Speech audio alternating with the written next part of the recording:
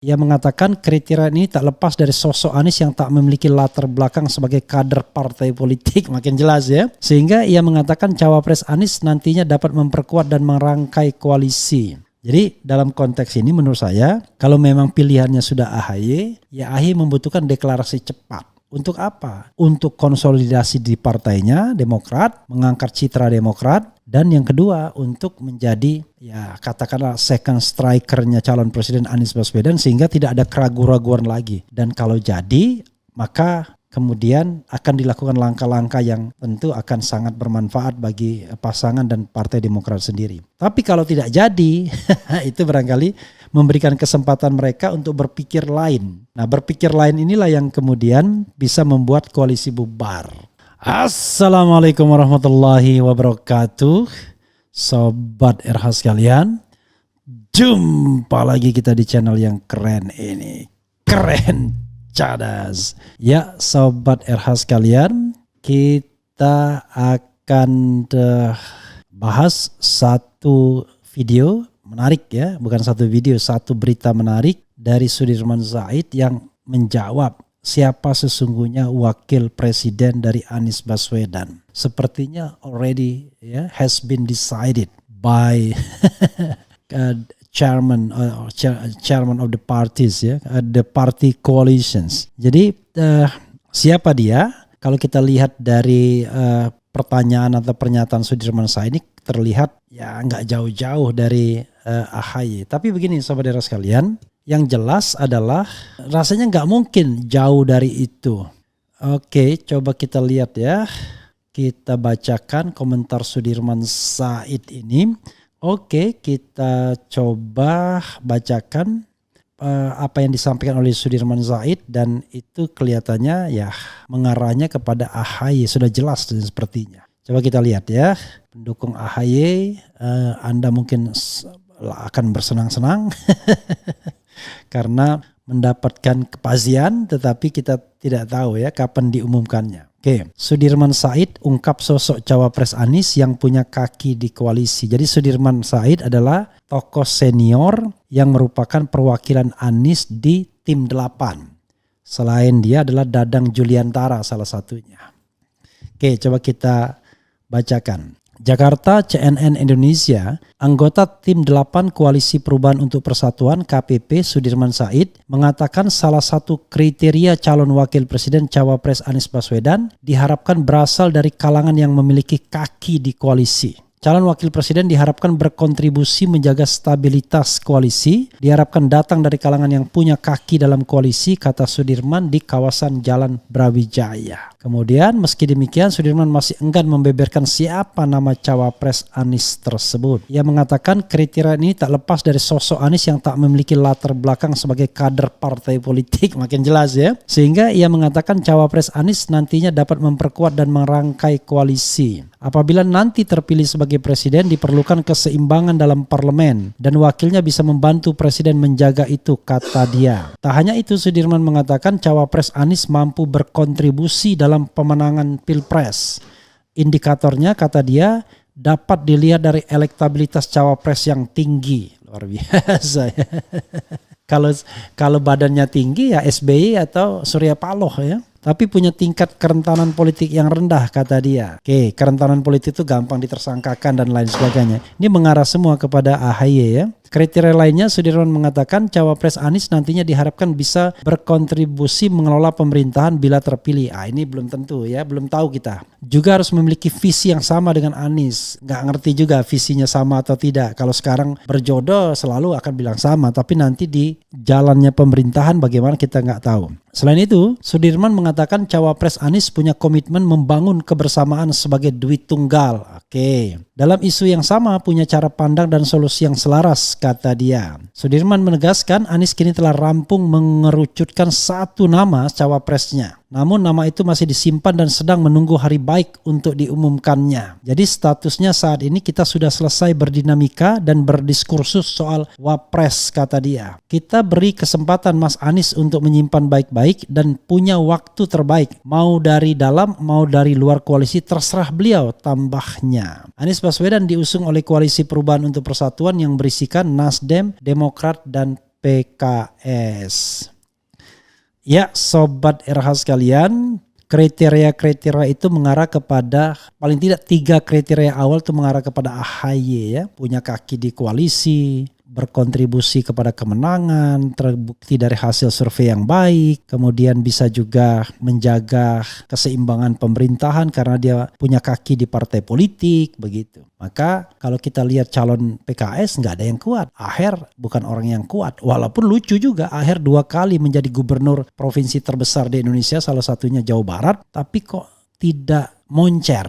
Ini yang agak mengherankan. Calon lain dari PKS tidak diajukan seperti Hidayat Nurul Wahid, walaupun dia pernah jadi ketua MPR dan satu dari 2 orang yang mencapai BPP 100%, tidak kelihatan juga punya makom untuk menjadi calon presiden. Tifatul Sembiring juga tidak. Jadi memang ya, untuk menjadi calon presiden dan wakil presiden ini it needs something, tapi somethingnya kita tidak tahu apa. Aura mungkin lebih tepatnya aura ya. Aura untuk jadi presiden dan wakil presiden.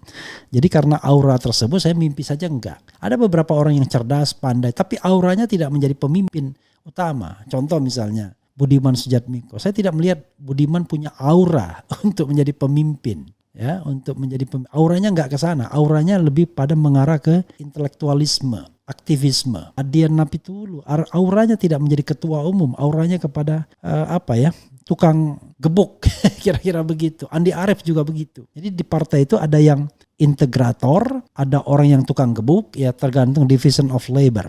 Jadi justru ketua umum itu atau calon presiden dan wakil presiden bukanlah orang yang punya daya kritis yang sangat tinggi. Karena kalau dari awal-awal dia sudah sangat kritis, maka bisa saja dia dijegal di awal. Ya contohnya Rizal Ramli. Mungkin hanya Rizal yang perpaduan dari intelektual yang kritis tapi punya aura untuk menjadi pemimpin. Tapi sayang, semakin kritis semakin akan dijegal oleh kekuatan oligarkis di belakang layar ya. Tidak akan pernah muncul orang yang from the beginning langsung memusuhi oligarki atau punya proyek untuk mematahkan kaki-kaki oligarki. From the beginning. Karena itu biasanya ya orang harus bernegosiasi dulu, berpura-pura dulu, baru kemudian ketika terpilih dia akan tahu apakah dia orang yang memang pengen Indonesia lebih adil ataukah sekedar lip service juga akhirnya. Kita akan tahu setelah dia berkuasa. Seperti presiden sekarang ternyata lebih pro kepada oligarki ketimbang pro kepada masyarakat. Ya, kebijakan-kebijakannya justru lebih menguntungkan kelas menengah ke atas, bukan, padahal penampilannya sangat Indonesia sangat makanya dibilang Jokowi adalah kita sangat seperti rakyat biasa ya.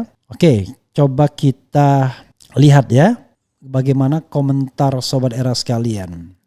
Tapi ada nggak persoalan dengan AHY? Begini, sebelum mengungkapkan persoalan dengan AHY, yang harus dipahami dulu adalah desakan untuk segera mengumumkan calon wakil presiden ini menarik juga. Kenapa Demokrat dan AHY pengen segera diumumkan? Agar itu menjadi trigger bagi mereka untuk berkampanye, untuk mendongkrak tidak hanya pasangan Anies AHY, tapi juga Partai Demokrat. Karena di dalam survei kadang-kadang posisi tidak menguntungkan. Ya ada survei yang mengatakan menguntungkan, ada yang tidak. Jadi survei itu bias sekali ketika kita bicara tentang elektabilitas partai politik. Hampir nggak terukur surveinya. Jadi dalam konteks ini menurut saya kalau memang pilihannya sudah AHY, ya AHY membutuhkan deklarasi cepat. Untuk apa? Untuk konsolidasi di partainya Demokrat, mengangkat citra Demokrat, dan yang kedua untuk menjadi ya katakanlah second strikernya calon presiden Anies Baswedan sehingga tidak ada keraguan-raguan lagi untuk ditampilkan ke publik di mana masanya untuk bekerja. Itu yang saya kira diharapkan oleh AHY, makanya dia menggunakan dalam tanda kutip Andi Arief untuk menjadi bulldozer, mengatakan bahwa kalau tidak diumumkan Juni ini maka akan dievaluasi dukungan kepada Anies, dan kesempatan itu sepertinya digunakan juga oleh PDIP untuk menggoda AHY. Walaupun AHY mengatakan staf AHY atau anak buahnya mengatakan bahwa komitmennya kepada Anies Baswedan. Tetapi pertanyaannya adalah yang dia sebut itu komitmen untuk terus bersama atau sedang menunggu kepastian. Nah, saya merasa bahwa sebenarnya AHY dan Demokrat sedang menunggu kepastian. Apakah jadi ditunjuk sebagai calon wakil presiden, dan kalau jadi maka kemudian akan dilakukan langkah-langkah yang tentu akan sangat bermanfaat bagi pasangan dan Partai Demokrat sendiri. Tapi kalau tidak jadi, itu barangkali memberikan kesempatan mereka untuk berpikir lain. Nah, berpikir lain inilah yang kemudian bisa membuat koalisi bubar.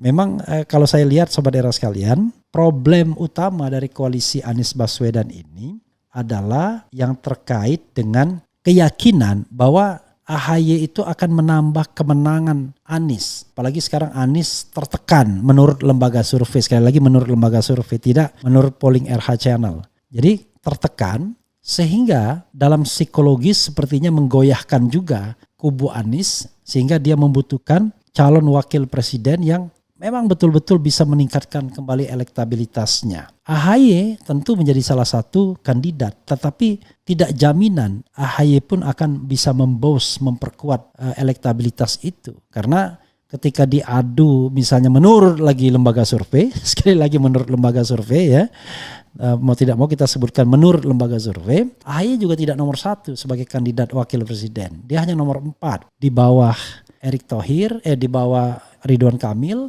Erick Thohir dan Sandiaga Salahuddin Uno. Nomor 4 saja. Artinya bukan yang terbaik juga. Nah, ini kan yang makin meragukan kubu Anies sesungguhnya. Kalau mereka belum selesai dengan survei. Tapi kalau mereka sudah selesai dengan survei-surveian ini yang kata Rocky atau kata Rizal Ramli survei, maka ya mereka mungkin tidak akan goyah lagi. Kalau mereka belum selesai dengan survei, itu yang ingin saya katakan. Nah, soal lain juga yang perlu kita garis bawahi adalah seperti yang dikatakan Wakil Ketua Umum Nasdem Ahmad Ali dalam satu pidato mengatakan kolam AHY dan Anies ini sama. Kalau tidak menambah kemenangan karena kolamnya sama. Karena kolamnya sama, maka dia menganggap tidak adanya AHY di dalam menjadi wakil presiden itu tidak akan menambah kemenangan. Sebenarnya yang paling menguntungkan bagi Anies Baswedan adalah AHY committed terhadap koalisi, walaupun tidak dijadikan wakil presiden, dia berusaha untuk memenangkan pertarungan. Lalu Anies mengambil ceruk lain, Hovifah kah, Muhaimin kah, Gatot Nurmantio kah. Walaupun untuk Gatot Nurmantio kita harus cek kembali apakah betul dia punya masa yang banyak sekarang karena cenderung keep silent kan, tidak berkampanye. Tidak mengupayakan untuk menjadi presiden dan wakil presiden, hanya tunggu bola saja. Beda sama paling tidak terlihat di publiknya ya. Hovifah dia juga tidak mengupayakan apa-apa, tetapi kalau Hovifah paling tidak ya dia punya legacy yang tidak bisa dihilangkan, yaitu Muslimat NU, Gubernur Jawa Timur dan lain sebagainya. Muhaimin mengupayakan dan dia juga cukup kuat sesungguhnya. Tapi apakah PKB kemudian mau menjadi bergabung dengan itu kan tidak pernah disebut juga. Jadi itu soalnya. Jadi kalau kita bicara hitung-hitungan tuh ya kita harus menghitung yang kira-kira bakal menang. Nah, cuman masalahnya adalah saya menduga kalau tidak dijadikan wakil presiden, mungkin Demokrat ngambek, tidak mau berkampanye mati-matian. Itu masalahnya. Nah, kalau sudah tidak mau berkampanye mati-matian ya ribet juga akhirnya. Makanya akhirnya di antara koalisi ini saling curiga juga. Karena Demokrat belum memasang foto Anies Baswedan sebagai calon presiden. Hanya Nasdem dan PKS saja yang saya lihat. Tapi Demokrat belum secara masif dan resmi memasang baliho misalnya, spanduk, poster bahwa calon presiden mereka adalah Anies Baswedan. Oke, Bung RH jumpa lagi kalau buzzer jumpalitan. Ini yang dikatakan Rocky Gerung. Jangan-jangan SBY. It could be possible. jadi calon wakil presidennya SBY ya. Luar biasa. Atau Surya Paloh jangan-jangan ya. I don't know exactly apa mereka sudah mau. Tapi kalau SBY saya mengatakan tidak bisa harusnya. Karena dia sudah 2 kali jadi presiden. Walaupun menurut jubir MK bisa ya. Nanti akan terjadi kontroversi sesungguhnya. Oke. Johan K saya kira karena cuma kadron saya nggak bacakan ya. Ini mohon maaf ya. Kemudian Faiza Hikari, kalau memang AHY kok harusnya pengurus Demokrat senyum sumringah aja, nggak usah ribet kayak Andi Arief. Nggak juga. Kenapa begitu? Karena dia takut berubah, masuk angin. Ada perubahan. Dia sudah dikasih ibaratnya gini. Dia khawatir bahwa akan terjadi perubahan. Misalnya satu. Yang kedua, yaitu ada soal Demokrat kan masih soal mencopet itu walaupun mereka mengatakan nggak mungkin lah ya, tapi anything can happen. Jadi ada soal juga di situ. Yang ketiga, kalau lebih cepat kan lebih baik. Mereka bisa bergerak, mereka lebih pasti untuk memperjuangkan Demokrat dan Anies Baswedan. Begitu saya kira. AHY jelas sangat cerdas dan sangat layak mendampingi Anies. Tetap semangat Bung Erha, semoga sehat selalu. Amin ya Rabbal Alamin. Bagaimana menurut Anda Bang Refli jika bacawa presnya adalah SBY sendiri pasti mempunyai efek kejut yang luar biasa? Ya saya mengatakan harusnya tidak boleh, tapi memang tidak ada larangan yang eksplisit soalnya. Karena yang namanya cawapres ini kan cadangan presiden. Kalau dia sudah 2 periode, yang terjadi adalah begitu presiden berhalangan tetap dia akan menjadi presiden lagi dan itu menyalahi konstitusi. Kalau menurut Bung RH, AHY emang sudah pantas mimpin negara ini. Dia sebagai wakil presiden ya, bukan sebagai presiden, satu. Yang kedua, soal pantas dan tidak pantas ini begini. Kita nih kadang-kadang tidak memiliki kemewahan untuk memilih calon sesuai dengan keinginan kita. Kalau ada kemewahan, saya lebih suka Rizal Ramli misalnya. Atau Gatot Nurmantio. Yang menurut saya, kalau Rizal Ramli, dia akan jauh lebih kuat soal kemampuan di bidang ekonominya. Kalau Gatot Nurmantio akan jauh lebih mudah dia mengkonsolidasikan kekuatan TNI untuk membackup paling tidak menetralkan pemilu. Kan begitu. Itu soalnya. Kalau kita bicara soal kemewahan untuk memilih. Kan masalahnya kan tidak ada kemewahan untuk memilih. Belum lagi Rizal dan Gatot belum tentu juga bisa mendongkrak elektabilitas Anies Baswedan. Itu juga yang menjadi soal. Dan mereka tidak punya kaki partai politik. Itu juga jadi soal. Jadi tidak ada yang ideal ya, tidak ada yang ideal. Jadi kalau saya pengen pemimpin negara ini siapa dengan mudah memilih ya enak sekali, tetapi kadang-kadang tidak ada yang ideal. Kemudian cawapresnya Anies yang afdol cuman si ini ngatain saya baca John K lagi ya. Oke, cawapres mungkin Ustadz Abdul Somad mungkin ya. I don't know exactly. Karena apakah Abdul Somad kondisinya punya daya kejut seperti 2019 saya tidak begitu yakin juga ya. Karena sekarang relatively dia bukan lagi unsur kejutan. Karena apalagi dia sudah menolak. Bung RH aku dukung SBY atau Pujiastuti mantan Menteri Kelautan berani dan tak bisa dikendalikan oligarki. Pasti Pak PDIP makin blingsatan takut kalah telak. Susi Pujiastuti saya kira masalahnya daya cengkramnya di mana, popularitasnya di mana. Ya, apalagi dia tidak selama 5 tahun. Saya kira pasti berpengaruh karena dia tidak sering juga berada di orbit atas dan tidak disebut juga sebagai calon wakil presiden yang moncer ya. Tebakan saya Anies JK akan bisa diterima semua partai pengusung dan menutup kekurangan elektoral. Anies JK nggak bisa BM Group TV karena JK sudah 2 kali menjadi menjadi wakil presiden ya. Jadi one thing for sure. Kemudian apalagi ya? Coba kita ARB Hovifa saya yakin menang telak dari capres lain. Oke. Di antara semua capres hanya Anies yang cerdas santun piawai lagi. Sobat era sekalian, coba kita lihat posisi terakhir ya. Ya, yang jelas AHY ini memenangkan semua polling di RH Channel ya. Saingannya cuma Gatot Nurmantio dan yang lainnya sudah kalah telak semua dengan AHY, itu soalnya. Itu saja sobat era sekalian pembahasan ini. Wassalamualaikum warahmatullahi wabarakatuh. Ciao.